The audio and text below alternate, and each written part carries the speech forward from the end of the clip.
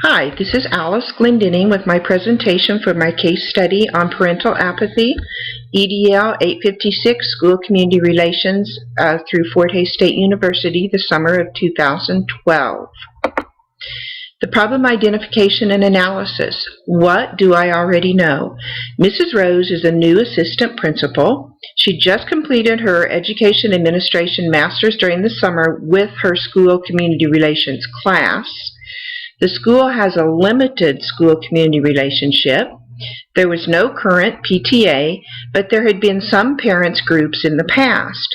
Mrs. Rose talked to her principal about her concerns and ideas, but didn't receive much encouragement. What do I know? The principal thought everything was fine. He'd tried to get parent volunteers for the cafeteria, but that had failed. He had felt different when he was a new principal, but had met with a lot of parent apathy. The principal did agree to a parents' advisory group.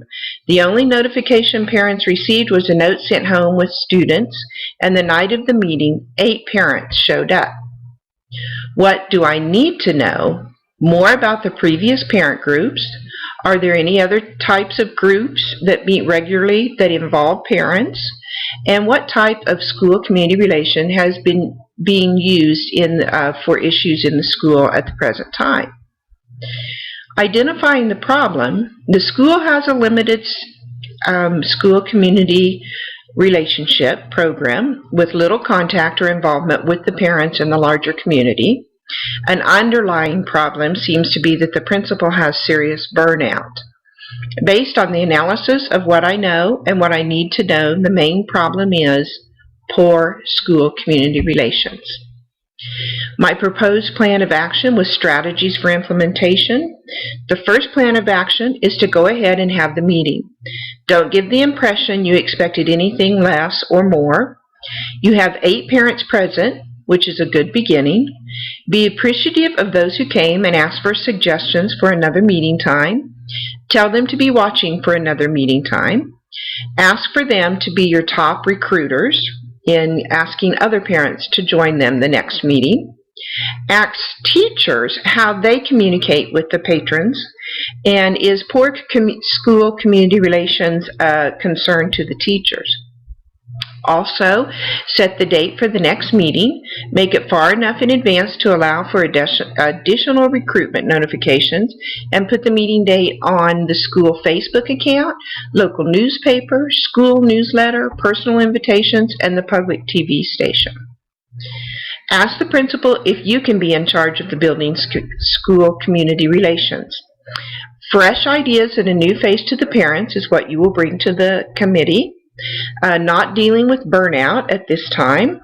Let the principal know that you'll keep him informed of all decisions, and visit community organizations to get the word out. On the meeting day, be organized and ready to lead, provide refreshments, brainstorm ideas for ways parents can be involved, create a parent advisory group, and then debrief with the principal. Tell the principal what happened at the meeting, what kind of response you had, and what kind of turnout you had. To resolve issues based on promoting the success of all students, develop what is best for students. Good parental involvement. You have a beginning of 8 interested parents. You can grow from there. Create a strong community school relation. Create a relationship with the press and with the patrons. Develop, again, what's best for the students. Use the principal in an advisory position while the assistant principal takes the lead. The principal seems to be suffering from burnout in the communication area, and a new face and new ideas, again, as I said before, may be just what the school needs to build a strong school community relationship. On debriefing the problem, what I was thinking, feeling, and valuing, it seems that Mrs. Rose has her work cut out for her. There seems to be none or no to very little school community relations.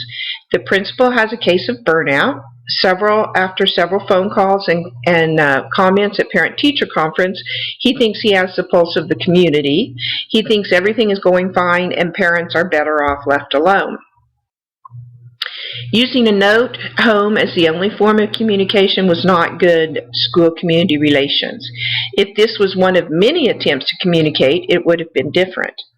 I think having 8 parents show up is a good start. I think there might be other issues that are outdated in this school if they're not using their public relations better than this. In unresolved issues, why does the principal only want a parent advisory committee and not a PTO or PTA? Why was the only communication about the parent meeting a note home? Why is the principal so hesitant about communication with the parents? Is it only because of his earlier failed attempts to get parental involvement in the cafeteria help?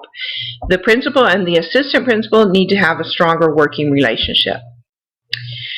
In reflection on the ISLLC Standard 4, the building administrator collaborates with families and community members. This is done when you continue with the first parent meeting and schedule another meeting. Also, a parent advisory committee was created to create better communication between the school and community, and also the use of a variety of communication medias like the Facebook, newsletter, local newspaper, local TV station, also shows that you're working with community members and families. The building level administrator responds to diverse community needs and interests. The future meeting times will be set for the benefit of a majority of the patrons. The communication within groups within the community and asking teachers for their input on types of communications demonstrates these. And the building level administrator mobilizes community resources while addressing the issues revealed in the case study.